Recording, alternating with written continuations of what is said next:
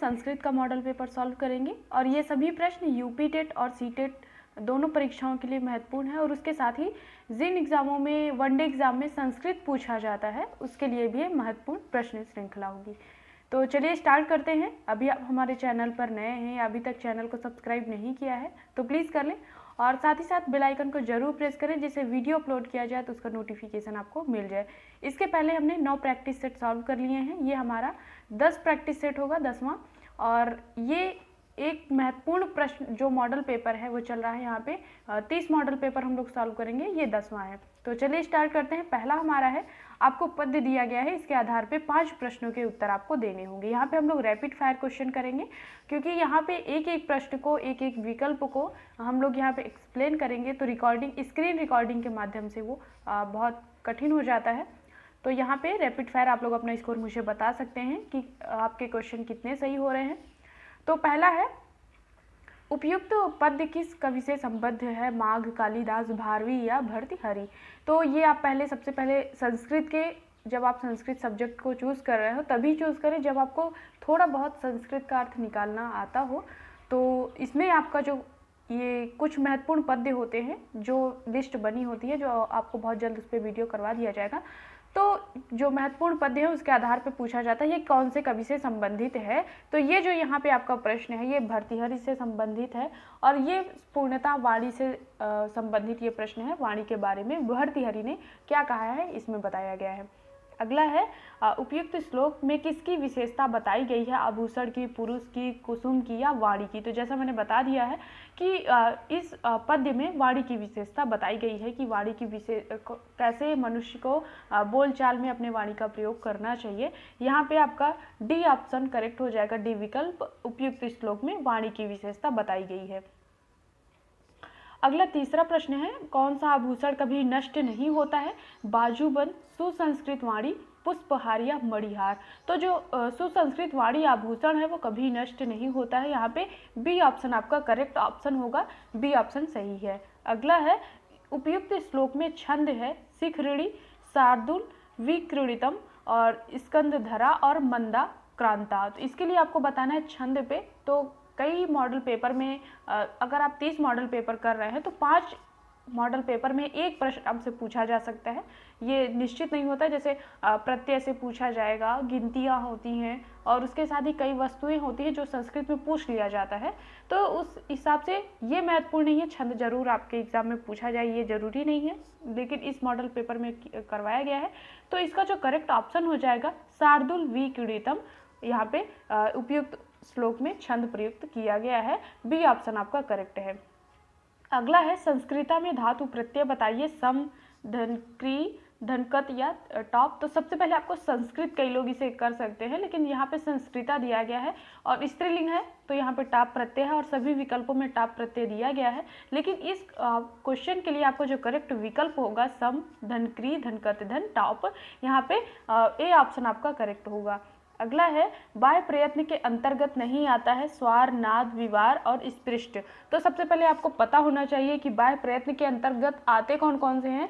तो स्वार, संवार, नाद और विवार जो होता है ये बाह्य प्रयत्न के अंतर्गत आएंगे। तीनों विकल्प आपके सही हैं और यहाँ पे आपसे नहीं है पूछा गया है तो स्पृष्ट जो होता है वो बाह्य प्रयत्न के अंतर्गत नहीं आता है, डी ऑप्शन आपका करेक्ट हो जाएगा।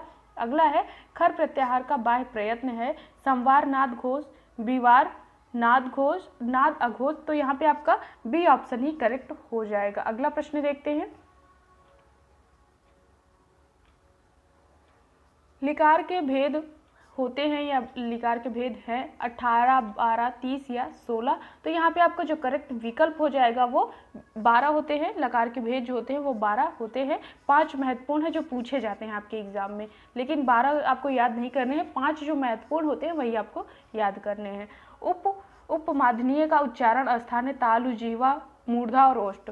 तो सबसे पहले आपको आप सबसे पहले जब संस्कृत पढ़ना स्टार्ट करेंगे तो आपको महेश्वर सूत्र से स्टार्ट करते हुए प्रत्याहार बनाना आना चाहिए। उसके साथ ही उच्चारण स्थान के लिए जो सूत्र होते हैं वो आपको सूत्र अच्छे से पता होने चाहिए और किस हिसाब से उसको लागू किया जाता है।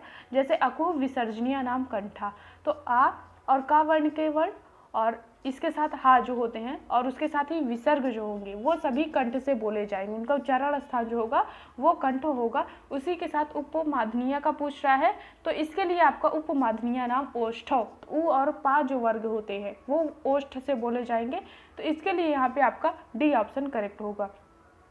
पररूप संधि का सूत्र है अदेंग गुणा वृद्धिरादैच इको यड़च या एंगी परिरूपम। तो पररूप का सूत्र होता है, ये आपका यहाँ पे डी ऑप्शन करेक्ट हो जाएगा, एंगी परिरूपम। इको यड़च ही होगा आपका यड़ संधि का सूत्र, ठीक है। वृद्धिरादैच जो हो जाएगा वो वृद्धि संधि का सूत्र हो जाएगा। साडिंगजय का संधि विच्छेद है, आपको बताना है कौन सा विकल्प यहाँ पे सही हो जाएगा। 11वें में आपको बताना है, तो इसके लिए आपका साडिंग प्लस जया जो होगा वो आपका करेक्ट आंसर हो जाएगा, सी ऑप्शन आपका करेक्ट है। अगला है द्रोड़ोव्रीहि किस सूत्र का उदाहरण है? प्रातिपादिकार्थ लिंग परिमाण वचन मात्रे प्रथमा, वचन मात्रे प्रथमा संबोधने च या प्रातिपदिकार्थे प्रथमा। तो द्रोड़ोव्रीहि यहाँ पे आपको जो ये परिमाण से संबंधित है, द्रोड़ो एक वहाँ पे वैदिक कालीन एक जो परिमाण नापने की एक इकाई होती है, तो इसके लिए आपका जो करेक्ट ऑप्शन हो जाएगा प्रातिपादिकार्थ लिंग परिमाण वचन मात्रे प्रथमा, ए ऑप्शन आपका करेक्ट है। अगला है गर्गान शतम दंडयति कि यह किस विभक्ति का उदाहरण है? प्रथमा, द्वितीय, तृतीय या चतुर्थी। आपको इसके लिए बताना है कौन सा विकल्प यहाँ पे सही हो जाएगा। तो गर्गान शतम दंडयति जो होगा वो द्वितीय विभक्ति का उदाहरण है, बी ऑप्शन आपका करेक्ट है। अब ब्राह्मणा में समास है नए बहुब्री द्विगु नए तत्पुरुष या द्वंद्व। तो इसमें आपको बताना है कौन सा विकल्प यहाँ पे सही हो जाएगा। तो अब ब्राह्मण, सबसे पहले आपको नए तत्पुरुष का पता होना चाहिए, ठीक है। नए बहुब्री नहीं होगा यहाँ पे, कई लोग इसमें कंफ्यूज हो जाएंगे, लेकिन यहाँ पे नए बहुब्री ना होके आप ब्राह्मण जो होता है आ लगा हुआ है, इस वजह से यहाँ पे नए तत्पुरुष समास हो जाएगा, सी ऑप्शन आपका करेक्ट है। लतायाम या किस विभक्ति एवं वचन का रूप है? चतुर्थी विभक्ति एक वचन, तृतीय विभक्ति एक वचन, पंचमी विभक्ति एक वचन या सप्तमी विभक्ति एक वचन। तो इसमें आपको बताना है कौन सा विकल्प यहाँ पे सही हो जाएगा। तो लतायाम जो होता है वो सप्तमी विभक्ति एक वचन का सूत्र है, डी ऑप्शन आपका करेक्ट ऑप्शन होगा। यहाँ पे डी ऑप्शन आपका 15 के लिए डी सही। अगला प्रश्न देखते हैं। अगला प्रश्न है अभवः पद में लकार एवं वचन है। लट लकार प्रथम पुरुष एक वचन, लोट लकार प्रथम पुरुष द्विवचन, लंग लकार मध्यम पुरुष एक वचन और लंग लकार मध्यम पुरुष बहुवचन। तो जब भी आप लकार याद करें, उसके वचन याद करें, तो उसे कई लोग लिख के नहीं याद करते हैं कि तो जब आप लिख के नहीं याद करेंगे तो कहाँ पे हलंत आपको लगाना है, कहाँ पे उसका लघु, कहाँ ह्रस्व रहेगा, ये सब आपको नहीं जानकारी हो पाएगी। तो आप लोग अक्सर जब भी लकार याद करें तो लिख के ही याद करें। 16वें के लिए आपको बताना है, तो इसमें जो अभवः है वहाँ पे लंग लकार मध्यम पुरुष एक वचन हो जाएगा, सी ऑप्शन आपका करेक्ट है। अगला प्रश्न है विददौषधम किस कवि के लिए प्रसिद्ध है? दंडी, श्रीहर्ष, माघ या भारवी। 17वें में आपको बताना है कौन सा विकल्प यहाँ पे हो जाएगा। तो विददौषधम जो होगा वो श्रीहर्ष से संबंधित है, बी ऑप्शन आपका करेक्ट ऑप्शन हो जाएगा। अगला है षष्ठी संख्या को हिंदी में क्या कहते हैं? मैंने पहले ही बता दिया था कि गिनती से एक प्रश्न निश्चित होता है, वो आप चाहे यूपी टेट दे रहे हो, सी टेट दे रहे हो, सभी एग्जामों में पूछा जाता है।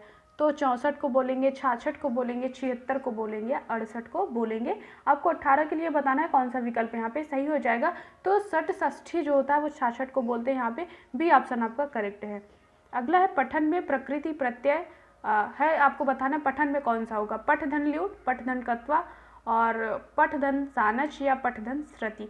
तो ये सभी तीनों आपको जो दिए गए हैं, ल्यूट, कत्वा, सानच और श्रुति, यही तीनों आप अगर प्रत्यय के लिए आप समझ लेते हैं कि कहाँ पे किस शब्द में कौन से प्रत्यय यूज होता है, तो आप अच्छे से कर पाएंगे, क्योंकि कुछ इंपॉर्टेंट होते हैं जो वही प्रत्यय पूछे जाते हैं। तो इसके लिए आपको बताना है कौन सा विकल्प यहाँ पे होगा।